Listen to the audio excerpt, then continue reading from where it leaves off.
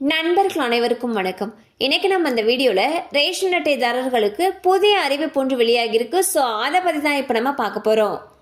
தமிழக ரேஷன் கடைகளில் இலவசமாக அரிசி, மலிவு விலையில் பருப்பு, சர்க்கரை, கோதுமை உள்ளிட்ட மளிகை பொருட்கள் வழங்கப்பட்டு வருகின்றன.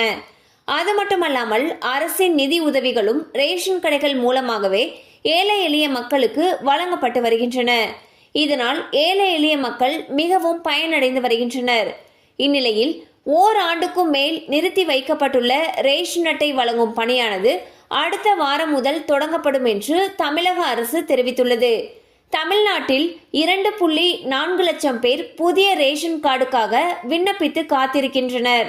தற்பொழுது தேர்தல் நடத்தை விதிமுறைகள் விலக்கிக் கொள்ளப்பட்டுள்ளதால் கார்டு தொலைந்தவர்கள் புதிய கார்டு மற்றும் திருத்தம் மேற்கொள்ள விரும்புவோர் விண்ணப்பிக்கலாம் என்று தெரிவிக்கப்பட்டுள்ளது.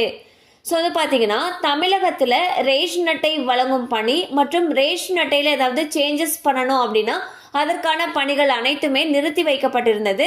இந்நிலையில் தேர்தல் முடிவுகள் வெளியான காரணத்தின் காரணமாக தேர்தல் நடத்தை விதிமுறைகள் எல்லாமே விலக்கிக் கொள்ளப்பட்டிருக்கு.